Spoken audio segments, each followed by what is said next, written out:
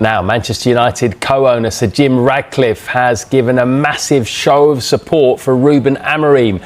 He wants to give Amorim 3 years to prove himself at Old Trafford, and he called for patience over their inconsistent form. Sir Jim was speaking to the business podcast produced by The Times. We have to be patient, and we have a long-term plan. It isn't a light switch, and you can't run a club like Manchester United on knee-jerk reactions to some journalist who goes off on one, every week. Sorry. So Amorim gets at least the rest of the season then? Amorim, he's a good guy. That's not the same thing. He's a good guy. It's not the rest of the season. I would say Ruben, he needs to demonstrate that he's a great coach over 3 years. So you give him 3 years? Yeah, that's where I would be. Yeah, 3 years, because football's not overnight. No, and as you say, the Alex Ferguson example is exactly that, isn't it? And you look at Arteta at Arsenal. He had a miserable time for the first couple of years. So Ratcliffe thinks there's cause for optimism. He's also opened up about improving the club's academy, a potential move from Old Trafford, and his relationship with the Glazers.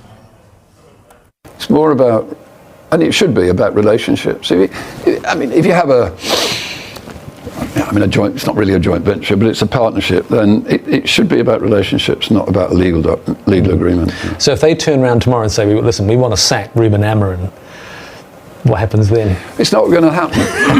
It absolutely wouldn't happen, because it's just a good working relationship. They come to the board meetings. Yeah. We sit down, we talk about things. We've made errors. There's absolutely no question that we've made errors as we've gone along, and we've talked about it. But no one's perfect, But I think, broadly speaking, if I look, we bought 4 good players in the summer, 2 at their peak, and 2 young guys, Sesko and Lamans, 2 young guys, but I think they're good footballers. The other thing that we haven't even begun to start with yet is the academy, which is fundamentally important in football. The academy has really slipped at Manchester United, but you need the academy to be producing talent all the time. It helps you financially, and you have to have a certain number of British players in your squad. Just going back to that financial model, is the idea that eventually Manchester United will break free of that sugar daddy owner thing, where the owners are always tipping in more money at the top? Oh yeah, no, it has to be on a sustainable footing, Manchester United. Yeah, absolutely. Yeah. Part of the solution, I think, would be the stadium as well. If we can navigate our way through to building this new stadium, of course, that has an enormous impact on the Manchester United revenues. Well, results on the pitch may not be going to plan just yet, but Sir Jim intends to make United the most profitable club on the planet, and he's spoken about some of the changes already brought in at the club. There are 2 halves to a football team. There's the business side and there's the sports side. And you have to tackle them separately. The biggest correlation, whether we like it or not, but it's a fact, of results in football with an external factor is profitability.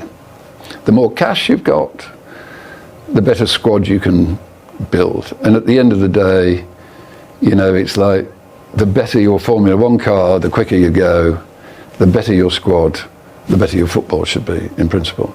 So what we have done in the first year is spent an awful lot of time trying to put the club on a sustainable, healthy footing, and that's required quite a lot of restructuring. It wasn't before?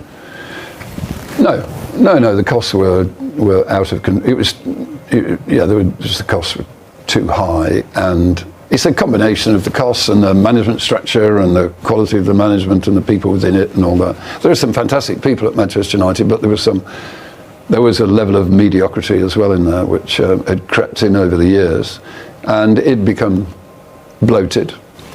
So we have made some difficult calls, I think, in order to put the football club back on a good footing. And it isn't. If you look at our results for this last year now, highest revenues ever, and the profitability, the EBITDA, second highest ever.